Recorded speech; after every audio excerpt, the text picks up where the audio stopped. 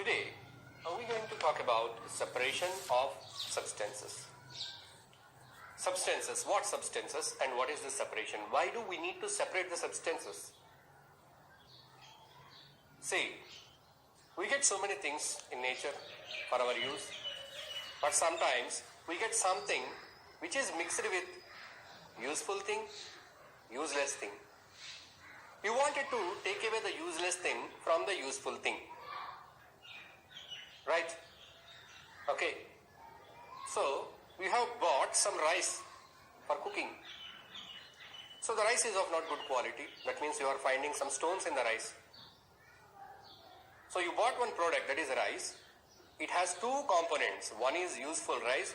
Second is useless stones. The stones in the rice are useless for you. So you have to separate them. That is the necessity of separation. Right? So you are about to drink a glass of milk. For example, just assume that you are a little fat. So the doctor advised you to not to drink milk which contain fat. So you are about to drink a glass of milk with fat. Now you wanted to separate the fat. That is the necessity of separation. Right? Sometimes you do the separation in your plate itself. So in the lunchtime you don't like certain vegetables in the khichdi that what you have, your mother has prepared for you. So from the khichdi you will be picking up the vegetables that you don't like. Upma, from the upma you will be picking up the vegetables that you don't like. You will be picking up, sorting out the curry leaves out of the upma. Likewise, we separate the unwanted things from the wanted things. That is the necessity of separation.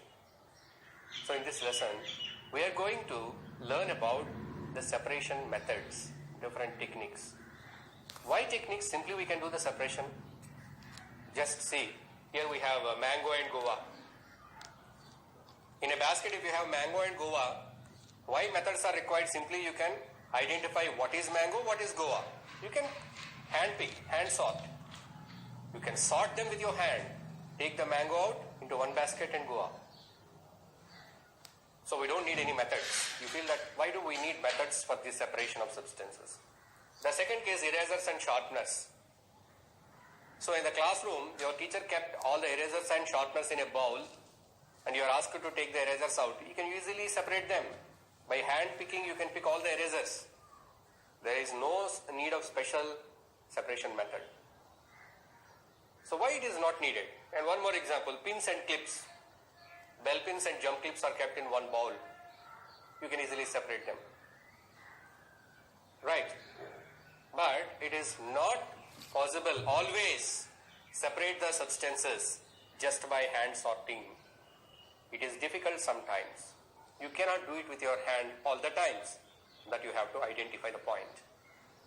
What is the case? In which case we can't do with our hands? That is that salt and sand, handful of salt, handful of sand, both are mixed together and given to you. And you are asked to separate them. Can you do it by picking the sand grain, salt grain, sand grain, salt grain? How much time does it take? But is it possible? Do you think that it is possible?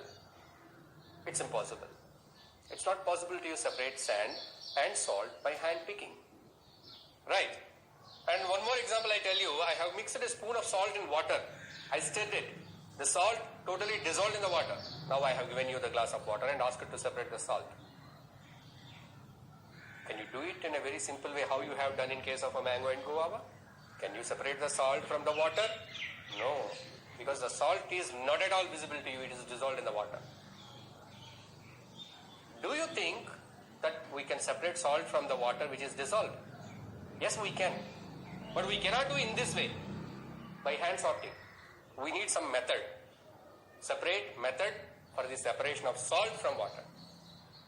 Here also, we can separate the salt and sand, but we need one more method, one technique, by which we can separate the salt and sand. It is possible to separate the constituents, but some method is required.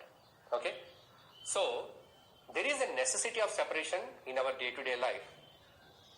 We need so many things, but the things are not available in the purest form. we have to separate them from some other form. Okay? Example, you see every day, in our everyday life we can see the grains. Grains are to be separated from the plant. The farmers, they harvest the crop. That means they cut the crop, they cut the total plant, the plant is having the grains. The stem and grains are separated, right, in the fields. So in such way grains are to be separated. Butter has to be separated from milk by churning. By churning, the fat is separated from the milk. You know the process of churning. Okay. Cotton. We already studied in the fiber lesson. Cotton is found in the cotton fruit in the form of cotton wool. But the cotton wool is embedded with so many seeds. The seeds are to be separated by a process called as ginning. So there we need only cotton. We don't need the seeds. The seeds are to be separated by a method called as ginning. And the tea dust. So when we make the tea, we boil water and we add some tea leaves or tea leaf dust, tea powder. In the common general terms, you call it as tea powder. The tea powder is kept in the water that is boiled. Then you have to strain it. Okay? That means when you drink the tea, you don't need the tea dust. So that is to be filtered. There you use a filter. Using the filter, you will separate the tea dust. Stones. Small stones are found in the food items. Food items are generally adulterated, mixed with certain stones to increase their weight to get profit. The people, they add little stones.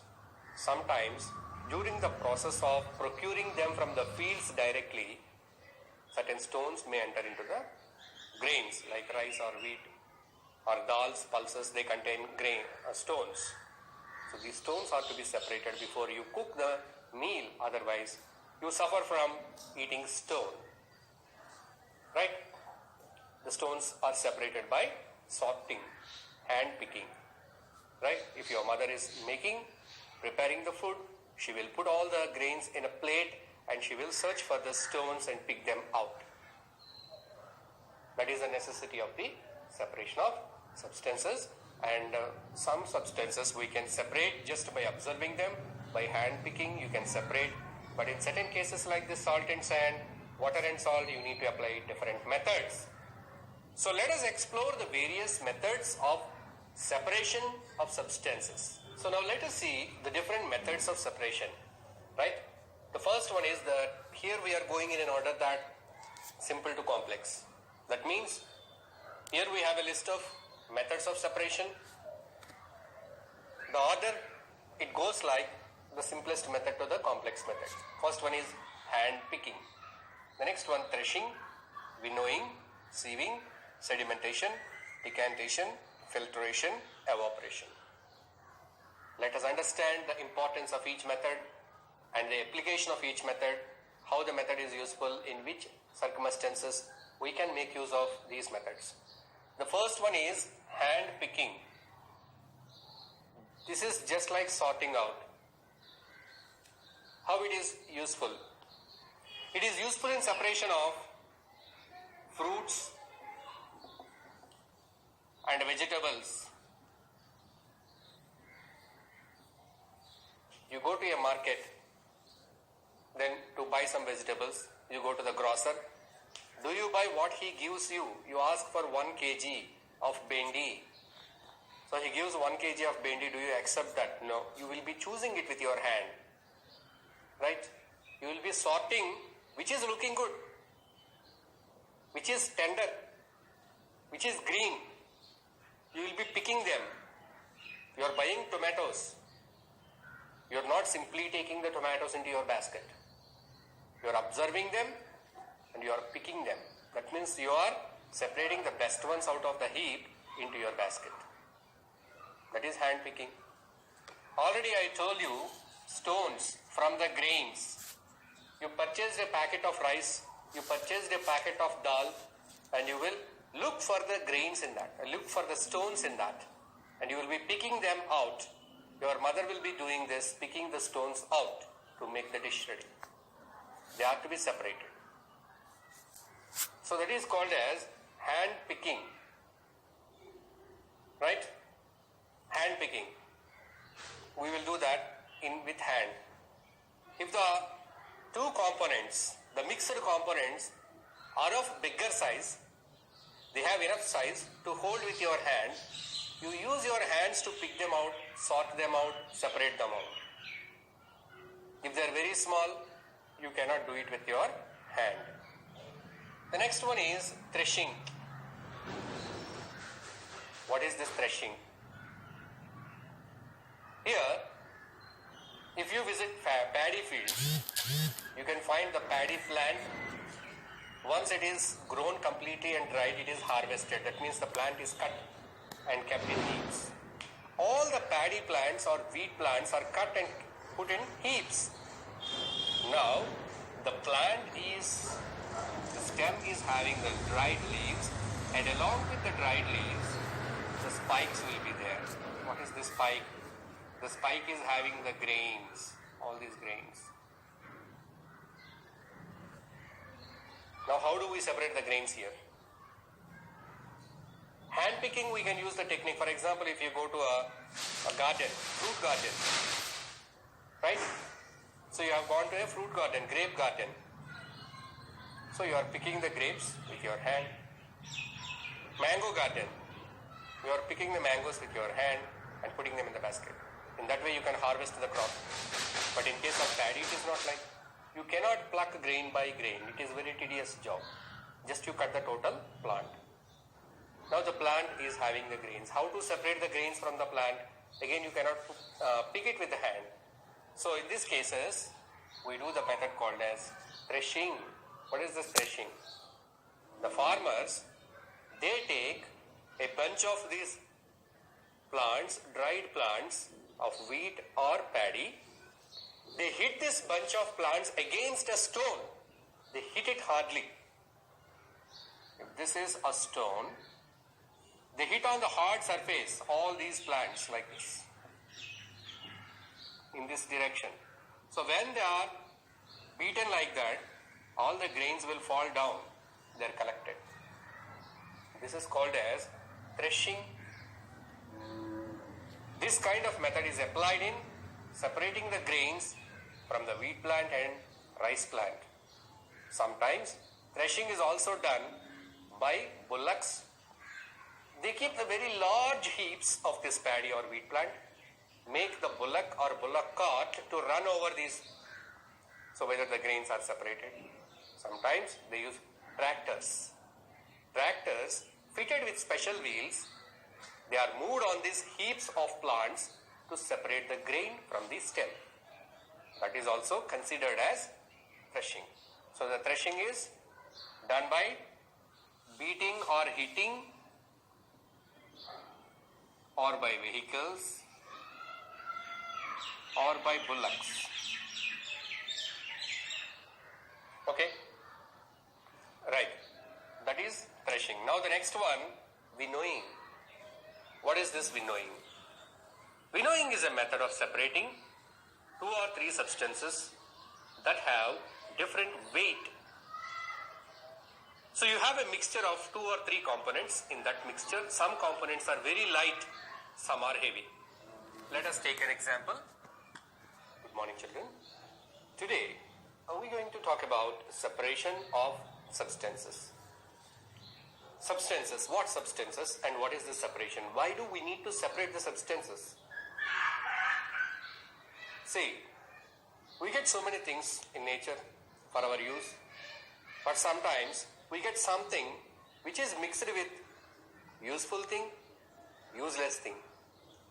We wanted to take away the useless thing from the useful thing. Right? Okay. So, we have bought some rice for cooking. So the rice is of not good quality. That means you are finding some stones in the rice. So you bought one product, that is rice. It has 2 components. One is useful rice. Second is useless stones. The stones and the rice are useless for you. So you have to separate them. That is the necessity of separation. Right? So you are about to drink a glass of milk. For example, just assume that you are little fat. So the doctor advised you to not to drink milk which contain fat. So you are about to drink a glass of milk with fat.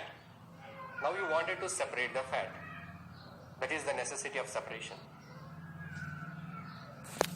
Right? Sometimes you do the separation in your plate itself.